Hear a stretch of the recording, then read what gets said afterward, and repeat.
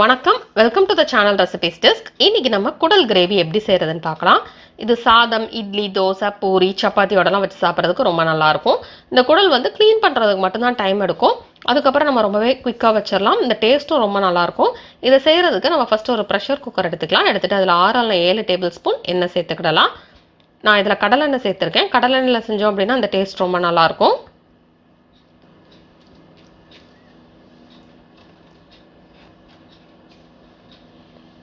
இப்போ இதில் 2 துண்டு பட்டை சேர்த்துடலாம். நெக்ஸ்ட் இதில் 3 ஏலக்காய் சேர்த்துக்கலாம்.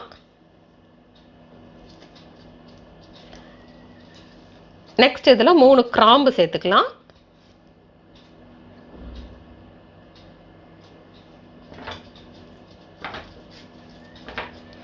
நெக்ஸ்ட் இதில் ஒரு அன்னாச்சி பூ சேர்த்துடலாம்.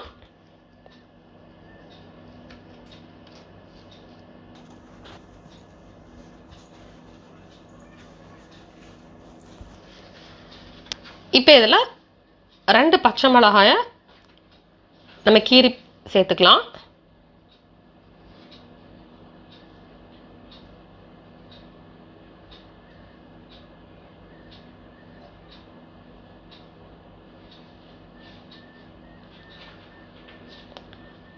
நெக்ஸ்ட் இதில் சின்ன சின்ன துண்டாக நறுக்கி வச்சுருக்கிற பெரிய வெங்காயம் சேர்த்துக்கலாம். 3 பெரிய வெங்காயத்தை சின்ன சின்ன துண்டாக நறுக்கி சேர்த்துக்கலாம். நல்லா பெரிய சைஸில் இருக்கக்கூடிய வெங்காயம் எடுத்துக்கலாம். சின்ன சைஸில் இருந்தாங்கன்னா 4 வெங்காயம் சேர்த்துக்கலாம். இப்போ வெங்காயம் சேர்த்துட்டு அது பொன்னிறமாகட்டும். அது வரைக்கும் நம்ம அதை ஃப்ரை பண்ணிக்கலாம்.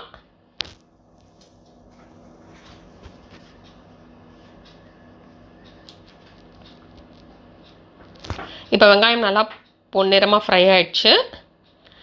நெக்ஸ்ட் இதில் இஞ்சி பூண்டு விழுது சேர்த்துக்கலாம். 1 டேபிள் ஸ்பூன் இஞ்சி பூண்டு விழுது சேர்த்து நம்ம மிக்ஸ் பண்ணிக்கலாம்.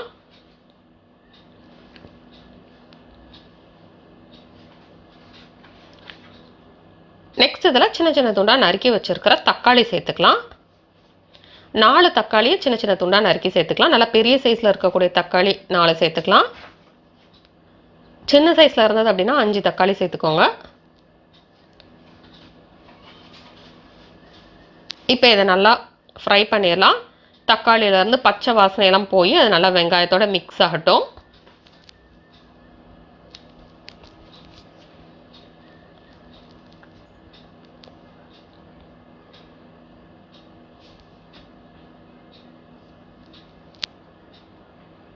இப்போ இதில் நம்ம டிஷ்ஷுக்கு தேவையான அளவு உப்பு சேர்த்துடலாம். உப்பு சேர்த்துட்டோன்னா தக்காளியும் குயிக்காக ஃப்ரை ஆயிரும்.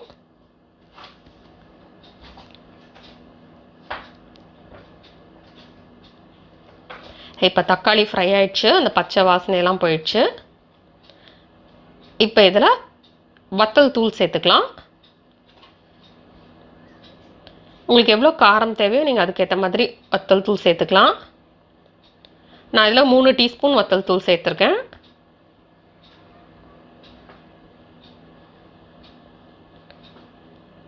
நெக்ஸ்ட் இதில் 2 டீஸ்பூன் மல்லித்தூள் சேர்த்துக்கலாம். நெக்ஸ்ட் இதில் 1/4 டீஸ்பூன் மஞ்சள் தூள் சேர்த்துக்கலாம்.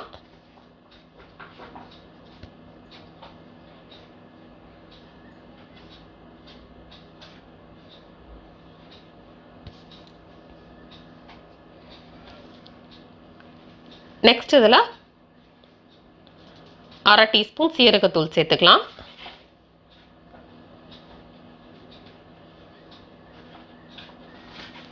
நெக்ஸ்ட் இதில் 1/4 டீஸ்பூன் கரம் மசாலா சேர்த்துக்கலாம்.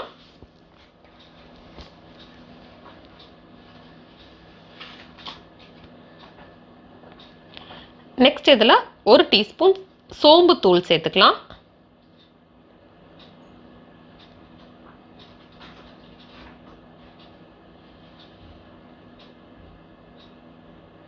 இப்போ இது எல்லாத்தையுமே நம்ம மிக்ஸ் பண்ணிடலாம்.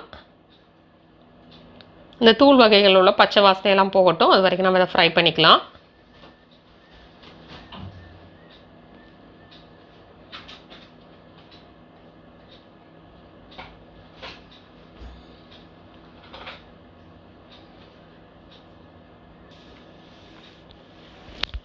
இப்போ இதில் நம்ம சின்ன சின்ன துண்டாக நறுக்கி வச்சுருக்கிற குடல் சேர்த்துக்கலாம்.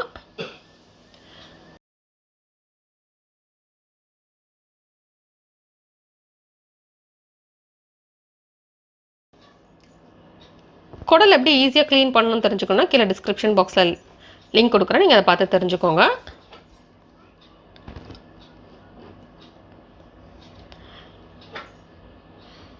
இப்போ இது எல்லாத்தையுமே நல்லா மிக்ஸ் பண்ணிடலாம்.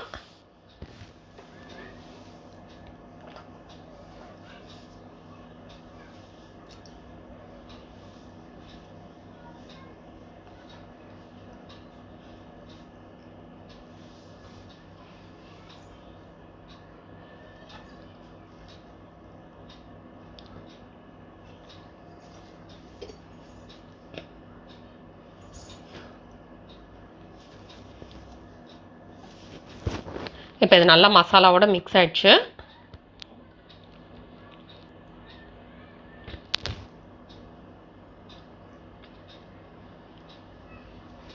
இப்போ இதில் நம்ம ஃப்ரெஷ்ஷாக அரைச்சி வச்சுருக்கிற மிளகுத்தூள் சேர்த்துக்கலாம். 1/4 டீஸ்பூன்லேருந்து 1/2 டீஸ்பூன் வரைக்கும் சேர்த்துக்கலாம்.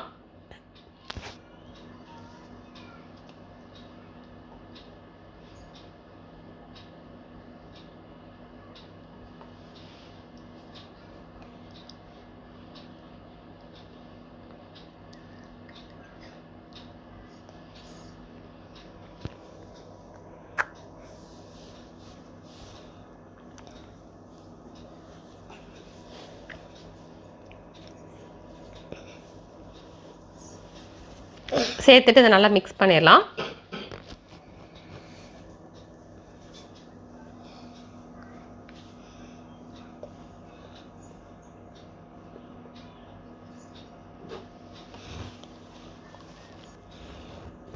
நம்ம ப்ரெஷர் குக்கரில் குடல் சேர்த்துட்டு நம்ம ஒரு விசில் ப்ரெஷர் குக் பண்ணி எடுத்துட்டோம் அப்படின்னா நமக்கு வந்து கட் பண்ணுறதுக்கு ரொம்ப ஈஸியாக இருக்கும், சின்ன சின்ன துண்டாக கட் பண்ணுறதுக்கு.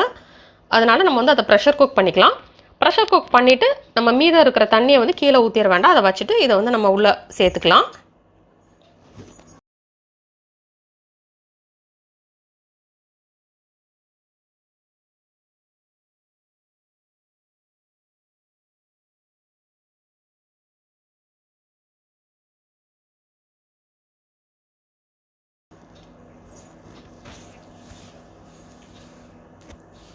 சேர்த்துட்டு நம்ம அதையும் நல்லா கொதிக்க விட்டுறலாம். இது கொதிக்கட்டும். கொதிச்சதுக்கப்புறம் உங்களுக்கு தேவைப்பட்டது அப்படின்னா நீங்கள் தண்ணி சேர்த்துக்கலாம், இல்லைனா இதுவே போதும் அப்படின்னா நம்ம அப்படியே குக்கர் மூடி ப்ரெஷர் குக் பண்ணிடலாம். ஹை ஃப்ளேமில் வச்சு 2 விசில் ப்ரெஷர் குக் பண்ணிவிட்டு லோ ஃப்ளேமில் வச்சு 10 நிமிஷம் குக் பண்ணிடலாம். இப்போ ப்ரெஷர்லாம் ரிலீஸ் ஆகிடுச்சு. இப்போ நம்ம ஓப்பன் பண்ணி பார்த்துடலாம். இப்போ இது நல்லா குக் ஆகிடுச்சு. உங்களுக்கு என்ன கன்சிஸ்டன்சி வேணுமோ நீங்கள் அதுக்கேற்ற மாதிரி இதை விட்டுறலாம். இப்போ உங்களுக்கு நல்லா திக்காக வேணும் அப்படின்னா திருப்பி நம்ம வந்து இதை கொதிக்க விட்டுலாம், இல்லைனா நீங்கள் அப்படியே சர்வ் பண்ணிடலாம். நான் வந்து இதை திருப்பி கொதிக்க விட போகிறேன், கொஞ்சம் திக்காகட்டும். இது நல்ல ஒரு கிரேவி கன்சிஸ்டன்சிக்கு நான் இதை கொதிக்க விட போகிறேன்.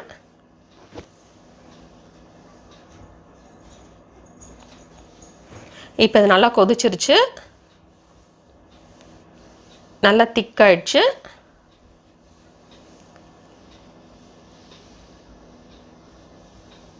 இப்போ நம்ம ஸ்டவ் ஆஃப் பண்ணிவிட்டு சின்ன சின்ன துண்டாக நறுக்கி வச்சுருக்கிறோம் மல்லி இலை சேர்த்து மிக்ஸ் பண்ணிடலாம். இப்போ நமக்கு சுவையான குடல் கிரேவி ரெடி. இந்த ரெசிபி நீங்கள் வீட்டில் ட்ரை பண்ணி பாருங்கள். இந்த ரெசிபி உங்களுக்கு பிடிச்சிருந்தா லைக் பட்டன் கிளிக் பண்ணுங்க, உங்கள் ஃப்ரெண்ட்ஸோட அந்த ரெசிபியை ஷேர் பண்ணுங்கள்.